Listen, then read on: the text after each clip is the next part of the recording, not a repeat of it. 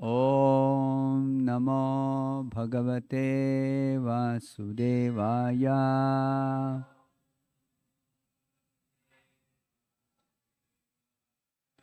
Om Namo Bhagavate Vasudevaya.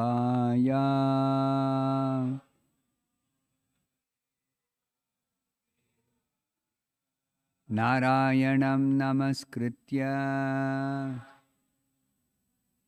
Naram Chaiva Narottamam Devim Saraswatim Vyasam Tato Jayamudiraye Nashtaprayesha Bhadresho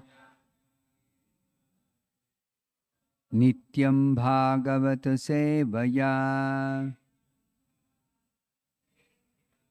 Bhagavati Uttama Shloke Bhaktir Bhavati Naishtike. Reading from Srimad Bhagavatam, Canto 10, Chapter 7. Chapter 7 is entitled The Killing of the Demon Trinavarta. Text number 29.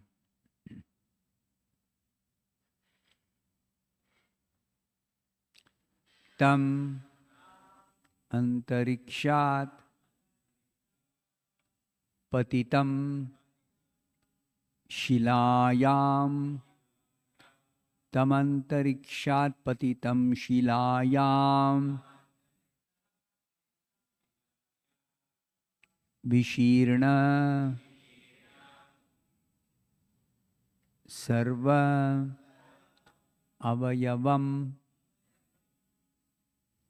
Karalam. Vishirna sarva vayavam Karalam. Puram yatha rudra sharena vidham. Puram yatha rudra sharena vidham.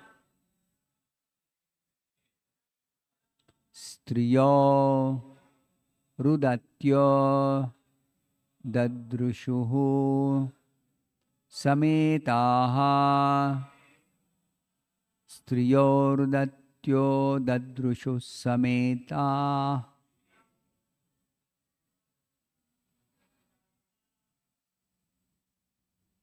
Striyo rudatyo dadrushu sameta. Tamantarikshat patitam shilayam.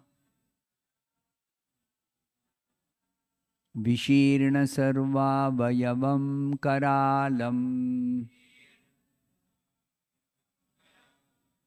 Puram yatha rudra sharena vidha. Striyo rudatyo dadrushu sameta.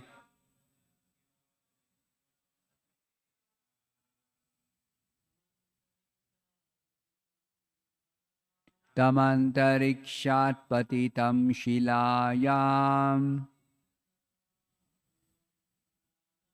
Vishirna sarva vayavam karalam. Puram yatha rudra sharena vidham. Striyo rudatyo dadrushu sameta.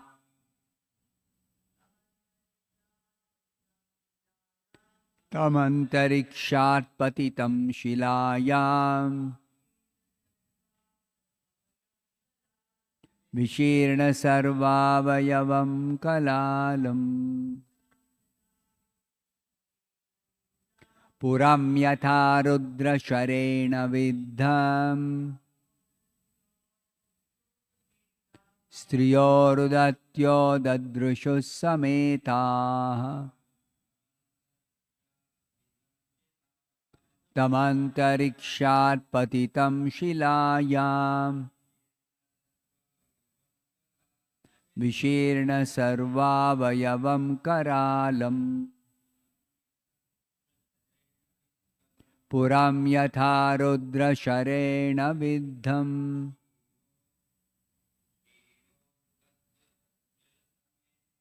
स्त्रियोरुदत्यो ददृशुः समेताः tam unto the demon Trinavarta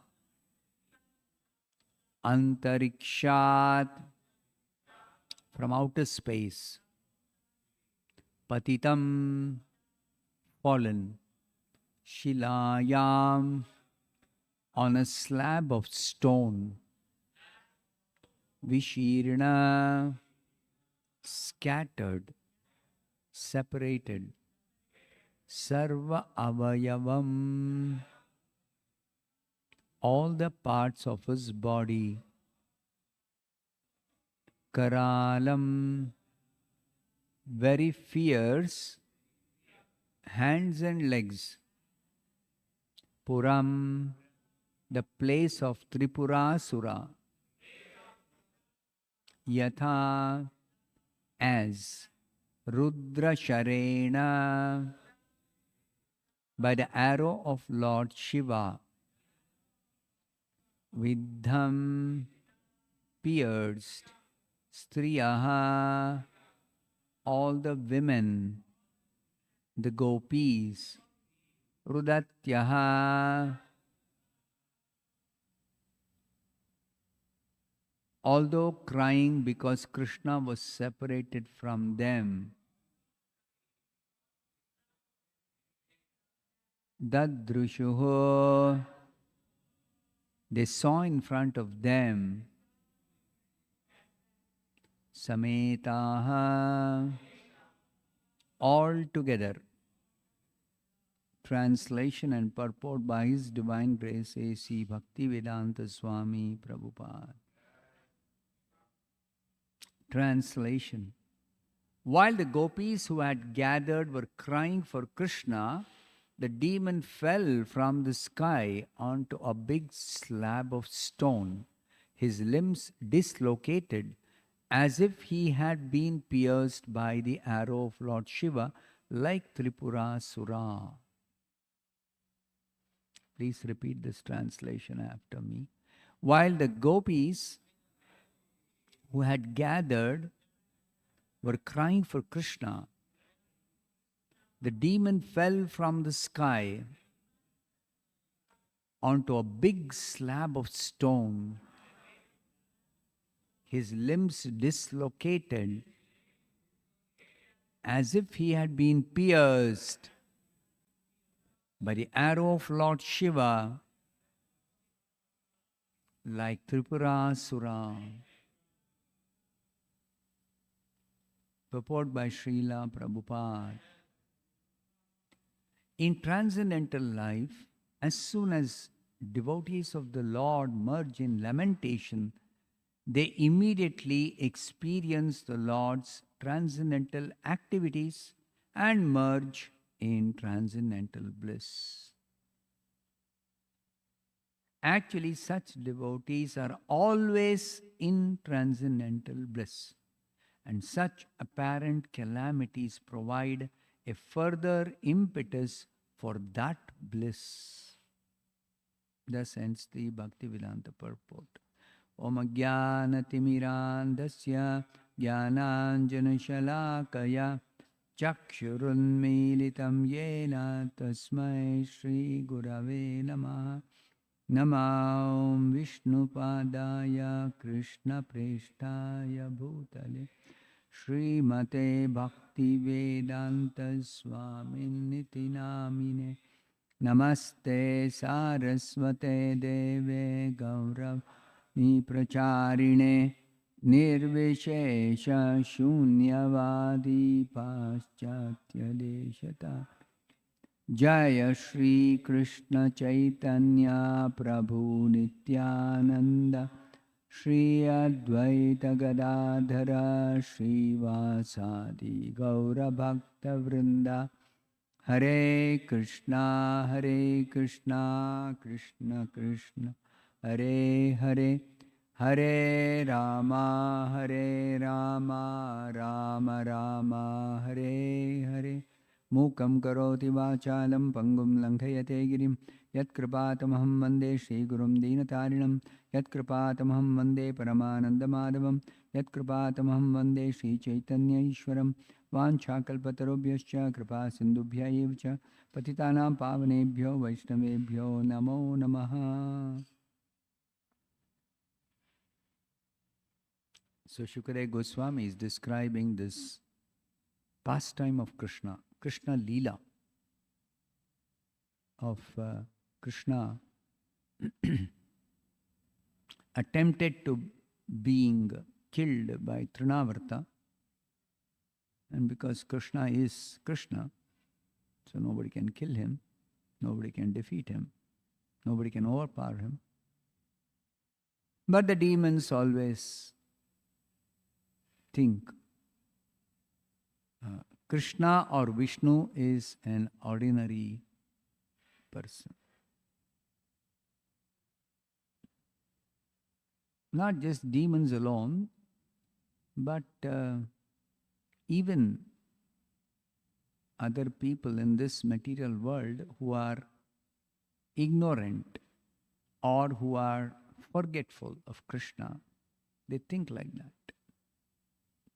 If they see Krishna or they see Vishnu or they hear about Krishna or Vishnu, they think, oh, this Vishnu or Krishna is just a person of this world. Because when Krishna or Vishnu perform extraordinary pastimes, their estimation of the position of Krishna is that Krishna is having some mystic power. And demons think we also have mystic power. And in this material world, mystic power somebody possesses, it's relative. Like one of the mystic powers is a yogi who has practiced Ashtanga Yoga and attained the stage where he has acquired the mystic powers, Anima, Siddhi, he can become very, very small. Now, how small? Smaller than the smallest. Now, the smallest, what is smallest? It's obviously relative. So, in the yogi's estimation or knowledge, whatever is the smallest, he can become smaller than that. Because that's the only thing he can conceive. He cannot conceive anything beyond that. So, we should always understand every living being, either in the material world or in the spiritual world, is limited. Krishna, everywhere, wherever he is, always, he is unlimited. So, if you remember this one difference between Krishna and living entities, you will never be confused about different things people say about God or about some powerful person. You'll never be confused. This is also the difference between absolute and relative.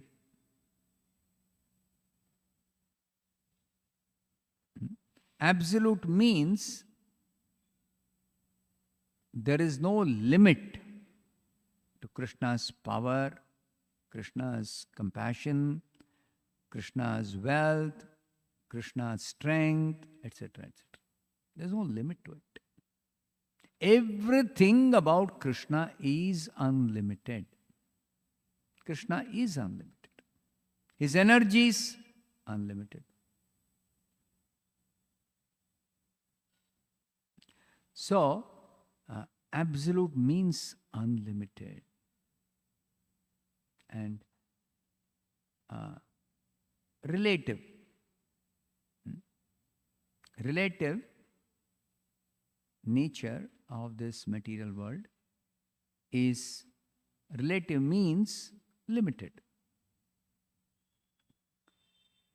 So, in the material world, if somebody says, oh, this person is the wealthiest person in this entire world, they do some calculations and they arrive at different people's wealth. So then we should understand that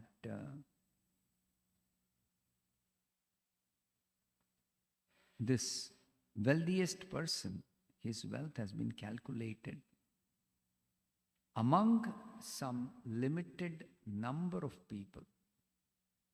Let's say the population of the earth, human beings, some 7 billion. So among 7 billion, he is the wealthiest. But from the scriptures, we understand earth is just one planet among millions of planets in this universe. So if we consider the inhabitants of the other planets, then can you say this person is the wealthiest person in the universe? May not be. First of all, you have to find out what is the wealth of the inhabitants of the other planets. So we hear from the scriptures, we learn from the scriptures, the wealth or the opulence enjoyed by the inhabitants of the heavenly planets is many millions of times more than the wealth enjoyed by the human beings on the earth planet. So, everything in this material world is relative. Indra is the king of the inhabitants of the heavenly planets. So, Indra is among the Devatas who live in the heavenly planets. Indra is the wealthiest. But what is Indra's wealth compared to some residents of even higher planets than Indraloka, Swarga? There, the opulence is just like example we can cite from the scriptural description of Kailasa, Shiva's abode. The description is there in the 8th canto. Once the Devatas, they offended Lord Shiva, and then accompanied by Brahma, they went to beg forgiveness from Shiva. And where was Shiva at that time? He was in Kailasa, his personal abode. So they went to Kailasa. They're entering Kailasa, they're completely bewildered. What is this? Opulence of Kailasa. Wonderful trees, plants, insects, bees, animals, all extraordinary. They've never seen such opulence in their own planets. So, should always remember, material world means limited. And this limited means relative. Relative means within a certain area or certain jurisdiction, you can compare. So this person is richer than this person, then somebody else is richer than this person, somebody else is richer than this person. So Prabhupada says, you go on searching for somebody richer than the richest person you know. Ultimately, you come to the richest person. who is compared to him, no one is equal to him in riches, and no one is greater than him in wealth. That person is God, Krishna. But Krishna, again, we should not misunderstand that Krishna's wealth, even though Krishna is the richest, it is actually not just more than everybody else's wealth. No. Krishna's wealth actually is unlimited. Therefore, even if somebody has a lot of wealth, if that person tries to increase his wealth, he cannot increase his wealth beyond what Krishna possesses, ever. Why? Because he can't even calculate what is the wealth of Krishna. So try to understand this point. Similarly, the demons or even the devotees or anyone in any place can never estimate what is the strength of Krishna, what is the opulence of Krishna, what is the power of Krishna. Can never estimate, because Krishna's power is unlimited. Krishna's strength is unlimited. So when Krishna incarnates, that incarnation also is very difficult to understand. Even for the greatest among saintly persons, Krishna's personality is very difficult to understand. This is explained by Vyasadeva in the opening verse of the Bhagavatam. Muhyanti yat surayaha. He begins by telling, Om Namo Bhagavate Vasudevaya. Let me offer my respectful obeisances unto the Supreme Personality of Godhead, Bhagavan, Vasudeva. So our Acharyas explain Vasudeva here refers to not the four-handed Vasudeva in the Vaikuntha planets. No. Here Vasudeva refers to Krishna, the son of Vasudeva.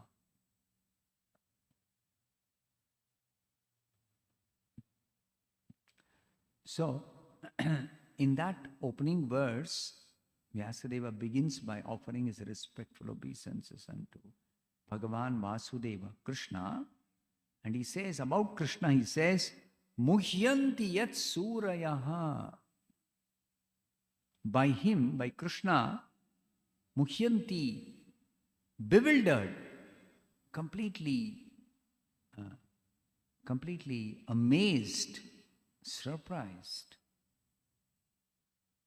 that his personality, even the greatest, Surayaha means the greatest among the saintly persons, Devatas, Siddhas, Charanas, Kimpurushas. In the different heavenly planets, there are different categories of inhabitants. Each of those upper planets, they have some special characteristic. Like in the Gandharva planet, the inhabitants of the Gandharva planet can sing very, very sweetly. So in this created universe, nobody can sing sweeter than the Gandharvas.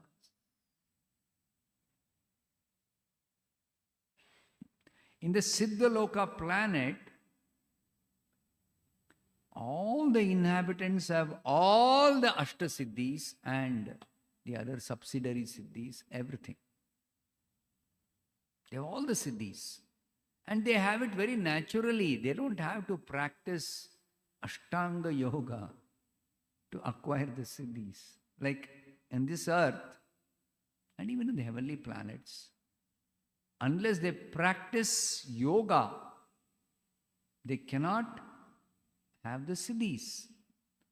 Whereas in Siddhaloka, by birth itself, they all have siddhis. So in Siddhaloka planet, they don't have to depend on vehicles to travel. One of the siddhis is, like Narad Muni has this siddhi. He is now, let's say, in Vrindavan. He has come for some purpose to Vrindavan. He is visiting Vrindavan. And his work is over. Next he has to go to Indra's planet, Indraloka. So what does Narad Muni do to go to Indraloka? He just makes a sankalpa. Now, let me go to Indraloka. And next moment, he is in Indraloka. That is called Siddhi. It's called Siddhi. So, the inhabitants of Siddhaloka, they freely travel wherever they want simply by making sankalpa. So like that, every planet, the upper planets only, the inhabitants have some special quality, special characteristic. But nobody has all those special characteristics possessed by different inhabitants of different planets. No, only Krishna has. And in this world, even pure devotee like Narad Muni has all the siddhis which Krishna has by Krishna's mercy. Narad Muni has all the siddhis. The Siddhaloka inhabitants, they also have all the siddhis. That's what I told you. But they have limited number of siddhis. The maximum siddhis possible by practicing Ashtanga Yoga, whatever anybody can get. Or whatever maximum number of siddhis by birth the Siddhaloka residents have, that's counted. Actually, it's described in the 11th canto. 8 major siddhis, some 11 minor siddhis, and some 4 auxiliary siddhis. It's 11 plus 4, 15 plus 8, 23. 23 is the maximum. More than that, nobody can have other than a pure devotee in this world. So, like this, everything in this material world is relative, but everything is also limited. Krishna means unlimited in every respect. So, here the description is that the gopis who had gathered while they were crying because Krishna was missing, Yashoda started searching for Krishna after the storm subsided. And she couldn't find Krishna. She became very anxious. Where is my child? Where is my child? She began to cry. And hearing her crying, the other gopis immediately came to Yashoda's residence. Said, what happened? Where is Krishna? They're all searching. Where is Krishna? They also began to cry. Where is Krishna? Because, why they also began to cry? Because all of them are equally attached to Krishna. It's a speciality of Vrindavan. Speciality of Vrindavan. Everyone is attached to Krishna. Everyone is devotee of Krishna. Why is it so?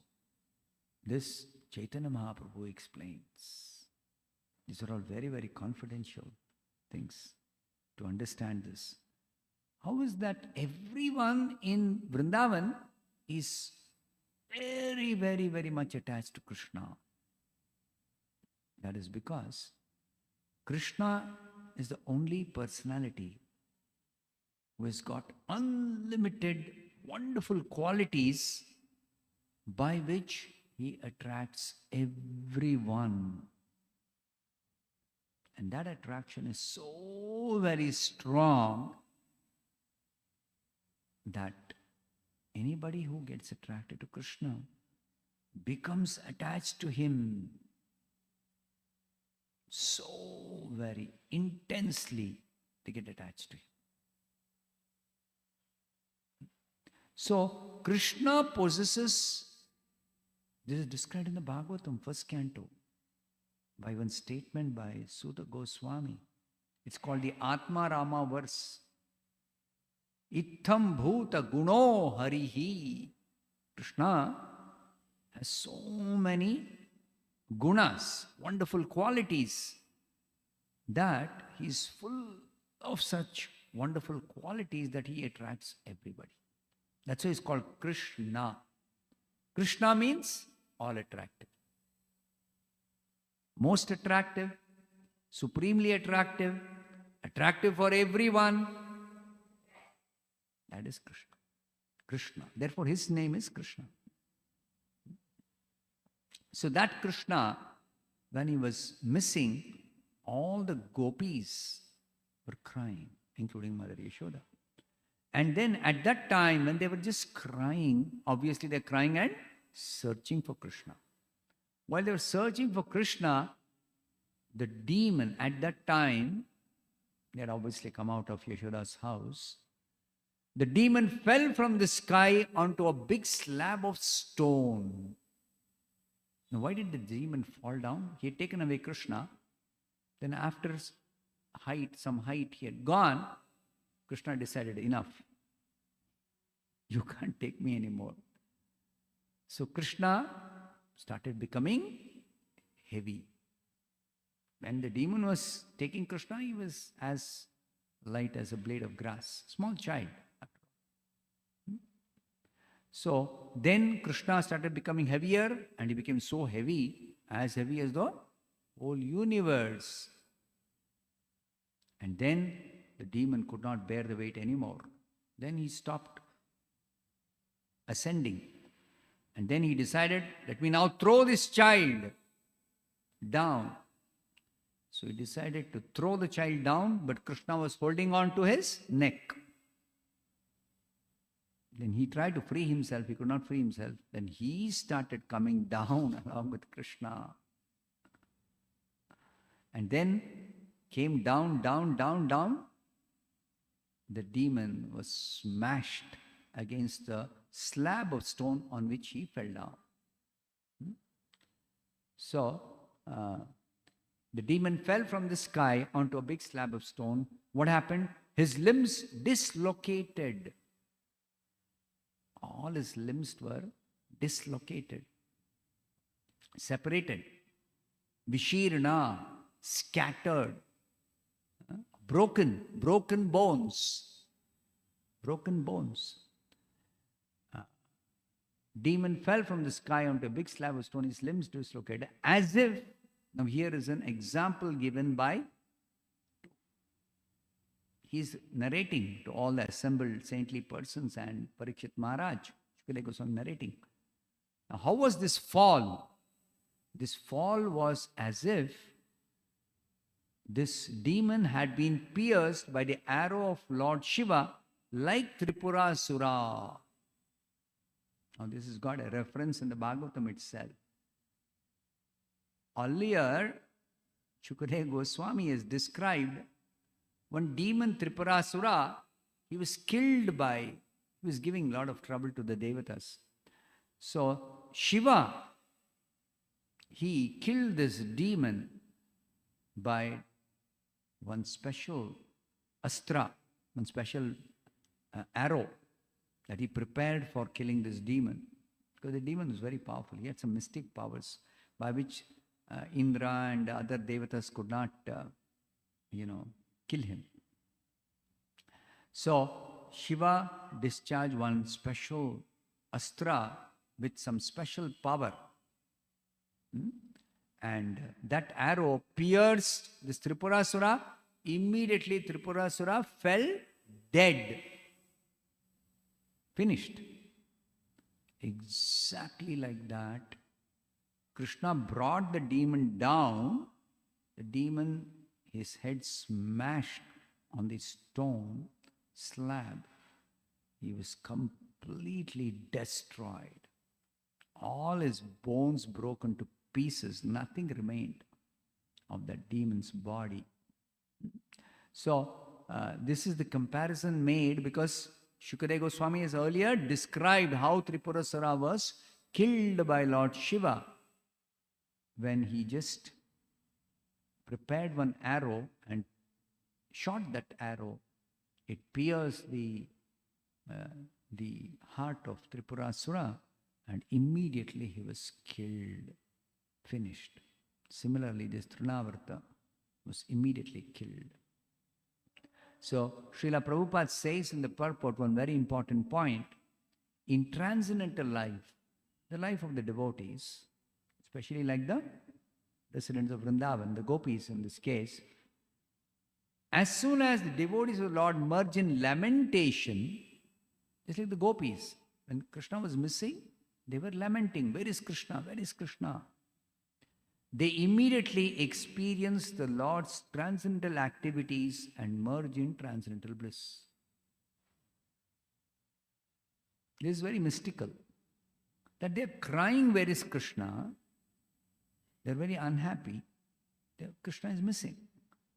But that is also the cause for transcendental bliss, because at such a time, they immediately experience the Lord's transcendental activities. Because Krishna is always engaged in transcendental activities. Krishna Leela. Always. Nitya Leela Anurakto. This is a statement from the original Vedas. Proper courses in Bhagavad Gita. Nitya Leela Anurakto. Krishna is always engaged in leelas, in pastimes, transcendental pastimes. So because he's always engaged, even when some devotee apparently is feeling separation or lamenting for something,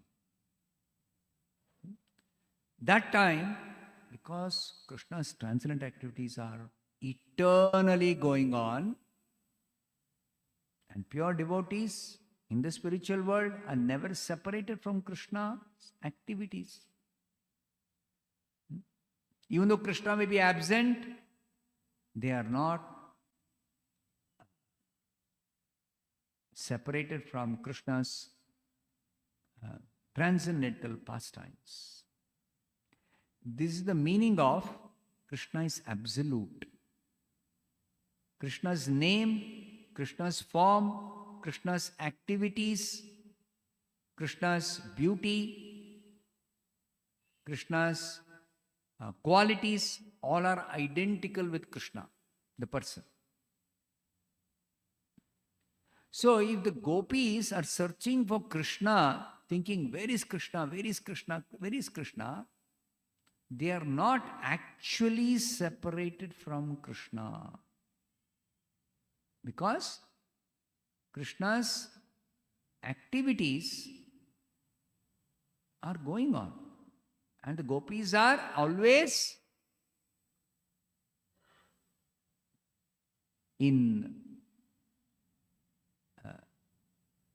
they are always participating in Krishna Leela, which is going on.